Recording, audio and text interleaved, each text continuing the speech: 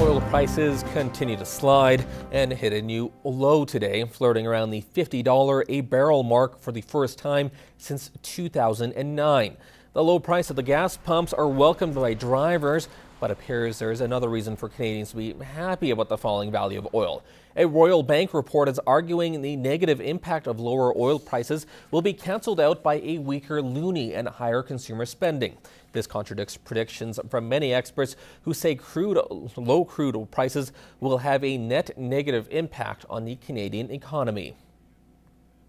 Well, while criminals who target your belongings get smarter, so do police. In this week's edition of our RCMP Monthly, we sat down with Inspector Suki Manj of the RCMP as he explains the department's crime reduction strategy and how a newly hired crime intelligence analyst is helping. They are educated to use computer systems, technology to download the information that the officers put into the computer systems, manage that information, and then produce reports and hotspots and MOs of criminals. And it helps us target specific areas that are being targeted by the criminals. So it helps us be more effective in our policing. How big is this just to have in a city like Lloydminster?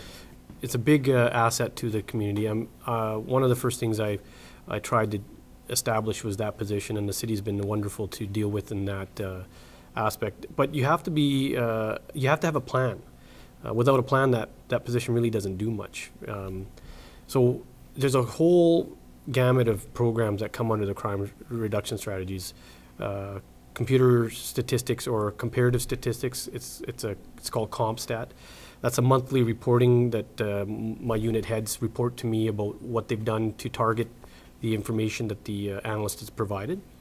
The analyst will provide hotspots or areas at times of days, specific days and the time that it would happen, and we're able to predict when the suspects will commit their crimes.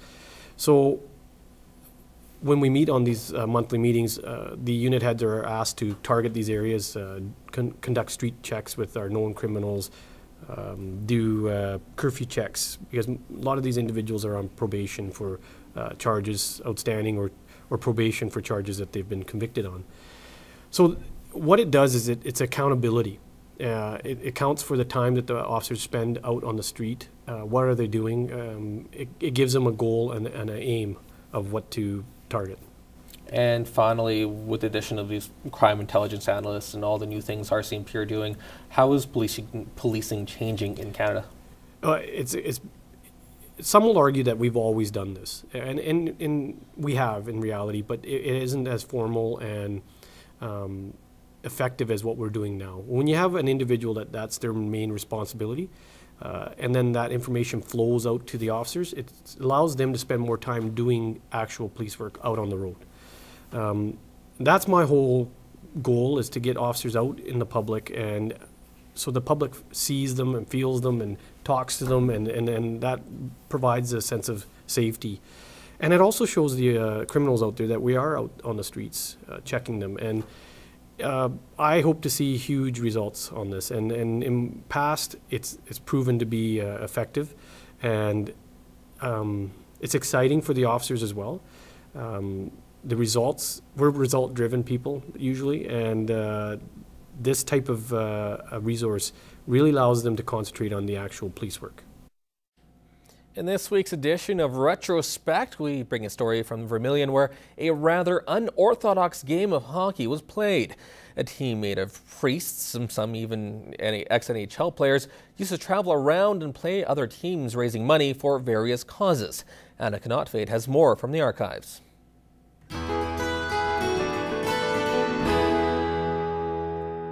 This week back in 1990, an unusual and fun hockey game was played for charity. Since being organized 27 years ago, the Flying Fathers, which could be regarded as the Holy Harlem Globetrotters on ice, has raised millions of dollars for charities all over the world, from Anchorage, Alaska, all the way to Lahr, West Germany. Last night was yet another show, or should I say game, in Vermilion, taking on the Toothless Tigers in front of a packed arena. Smitty the Clown was there, giving a whole new meaning to an end-to-end rush. Gets that. catch a man, throw a block, do anything. This is unbelievable. Throw in more ways than one, a cream pie here, there, and everywhere. When the Flying Fathers are playing is the only time you can expect such penalties as 2 minutes for missing Mass last Sunday, 4 minutes for acting like a Protestant, and 2 minutes for the immortal sin of, yes, tripping. But the father that stole the show last night, like he does every night, in goal, Father Von Quinn. Even at his age of 56, according to Father Quinn, but his teammates say it's the other way around. He's 65.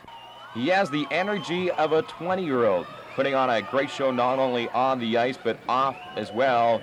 Here's Father Quinn. You're on. Oh, we're on, okay. Well, what's your name, eh? Greg. Greg, it was one heck of a game. Let me tell you, the Vermilion Toothless Tigers came out fighting, digging in the corners, kept their heads up, didn't put their head down, shooting from point-blank range within the first 6 minutes. Edward and I stopped at least 53 shots within the first 10 minutes. And Edward St. Bear, look at his name right here, most famous teddy bear in the world. See, he's the young priest. He was just ordained. Awesome. He was totally awesome, the whole thing. And the records show the Flying Fathers did end up winning in the end.